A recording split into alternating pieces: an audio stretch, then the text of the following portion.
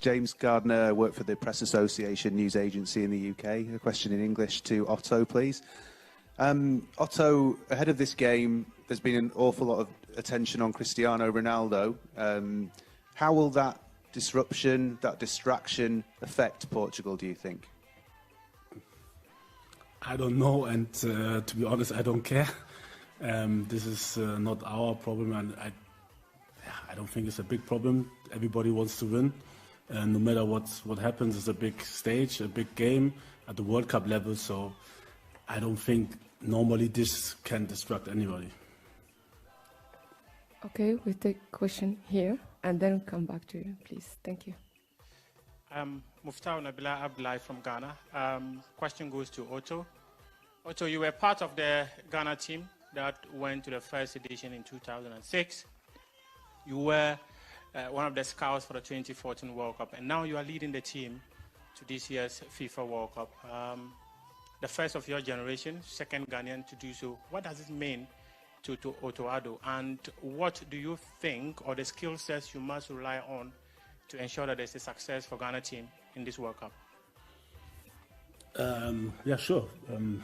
Yeah, obviously, I mean, I feel very honored to be part of this team as a player, but now also as a coach.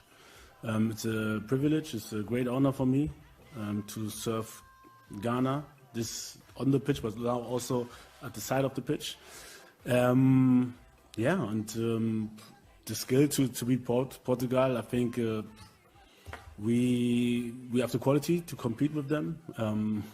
Surely we have to be very, very brave to go into this match, and we have to be self-confident, have this self-confidence to go into these matches, but I think our players are ready. We want to play football, but we also have to defend well. And as you can see from the previous matches, little things can decide. And all the matches were very, very close and could have turned to each direction. And I expect this game also to be like this. Okay, please. Hello, João Miguel Nunes, RTP Portugal. My question goes to Ayu, and I would like to speak in English. I would like to know if you think that the questions around Cristiano Ronaldo are affecting the Portuguese team, and how it can not help you, but be something good for you. And I would also like to know if you think that this game is 50-50, or do you see any favorite? Thank you. Well, as my boss said, it's not really our problem what's happening in the Portuguese team, but I think they are great professionals. They play for top teams, so they'll be ready for the World Cup. It's the biggest stage, so they will be ready for it. And yeah, if we're going to talk about favorites, we cannot get into this game and lie. We all know that if we are going to get into this game, Portugal are the ones who are favorites on paper. But after, we have to show on the field that on paper is not what will happen on the pitch. So we are ready, and we know we're playing a very big side who were European champions a few years back, who have top players. But we believe in ourselves, and we know what's ahead, and we're going to do everything to make it very difficult for them. Assalamu alaikum. Okay, just a reminder, please ask. It's a question per journalist to give the opportunity to all colleague here. Okay, please. السلام عليكم. اسلام المدب من موقع العربي الجديد. سؤالي لأندري أيو. النتائج الممتازة اللي حققها المنتخب التونسي بصفته منتخب أفريقي آخر ضد منتخب آخر قوي اللي هو منتخب الدنمارك، هل يمكن أن يحفزكم ذلك للعب مع منتخب أوروبي قوي أيضا المنتخب البرتغال؟ وأيضا المفاجأة التي حققها المنتخب السعودي مع المنتخب الأرجنتيني، هل يمكن أن يكون ذلك تحفيزا لكم لتحقيق المفاجأة أمام البرتغال؟ شكرا.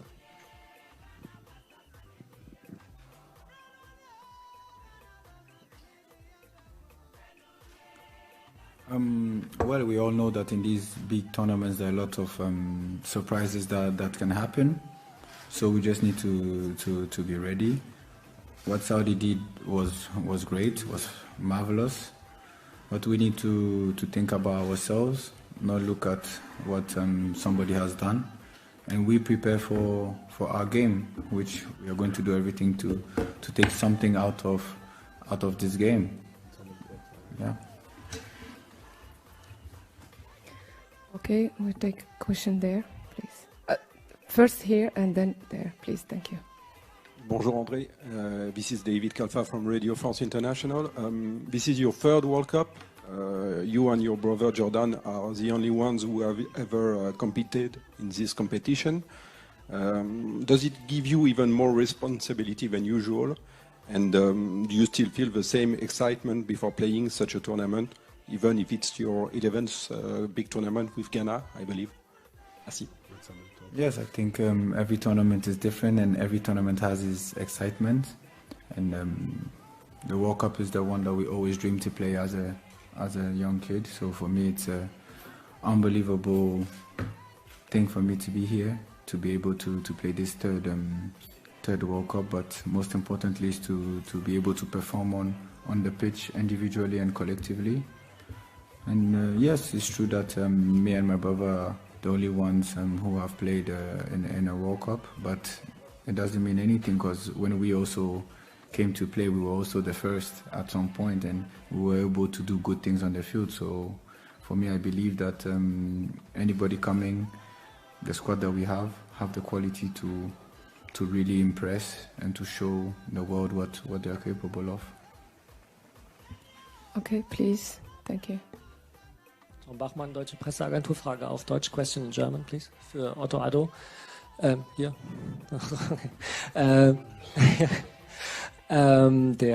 Die afrikanische Föderation hat ja vor ein paar Wochen mit sehr stolz verkündet, dass erstmals für alle 5 afrikanischen Mannschaften der Trainer Wurzeln in dem jeweiligen Land hat und das als möglichen großen Schritt für den afrikanischen Fußball gefeiert hat. Wie sehen Sie das? Ist das auch Ihre Meinung und kann dies wirklich ein bedeutender Schritt nach vorne werden auf diesem Turnier, oder hängt dann am Ende doch wieder sehr viel von den Ergebnissen ab? Do I have to answer in English? Yes. Yes, okay. Or German? German is okay for Yes? me. Oh, okay. Translated. Yeah. Okay. Also, okay, maybe in English so everybody understands. Okay. As you like. So I think in general it's also it's a big step for African football. At the end, it doesn't matter who's the coach, but surely, we have players, and sometimes it's easier if you understand the languages of your own country. Sometimes the players feel more connected if you have played for the country, and sometimes it makes things easier. And it's I think for Africa it's a big step. The previous years there were not so many coaches, so it's a big task for Africa to develop more coaches, not only to coach African teams, but also to coach other teams, to coach in Europe. And so I think the world is lacking of this, and so I'm very, very hopeful that this doesn't depend on results, because it's a process, and process sometimes takes a long time. And I know football is a results-based sport, but I'm very, very convinced that development comes with consistency. And for this, you need to trust, you need to give more trust. And this is surely what not only African countries, but also European or South African countries should do, I think, to be a bit more consistent, even though sometimes the results are not there. And this is also for the audience or for the spectators. If you want development, I think you have to have consistency. Okay, may I ask the photographers to kindly stop shooting and take a seat? Thank you so much. Please, a question. Otto, Nuno Luz da TV SIC de Portugal. Queria lhe perguntar, Portugal sempre teve uma grande influência africana com os seus jogadores por causa das colónias. Como é que vê essa presença dos africanos no futebol europeu e sobretudo nesta seleção portuguesa que também tem alguns jogadores que nasceram em África?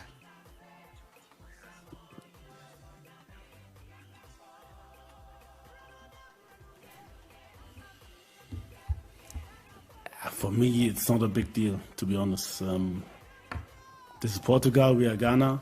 Surely, for me, it's good to see the world getting together. If there are players with African heritage, that's fine.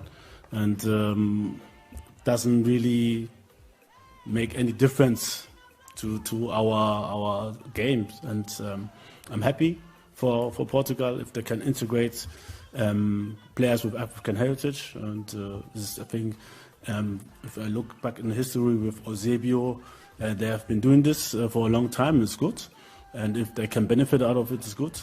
And what I can see also now is that a lot of players born in Europe are also playing for Africa now, so it goes vice versa. I myself was born in Germany and I also played for Ghana, so yeah, that's the way it goes sometimes, and I don't see anything negative in this. And if you have possibilities, if you have two hearts, two nationalities in your heart, and you have the possibility, then you should use it. Okay. Yes, please. Hi, Cédric de Oliveira for Radio France Internationale. Question in French for André Ayou. André, c'est votre troisième Coupe du Monde. Vous avez l'expérience de ces compétitions. Est-ce que finalement, c'est pas mieux de commencer par a priori l'adversaire le plus difficile de ce groupe pour espérer aller loin dans la compétition? Vous rentrez dans le vif du sujet tout de suite. French? Yeah, thank you.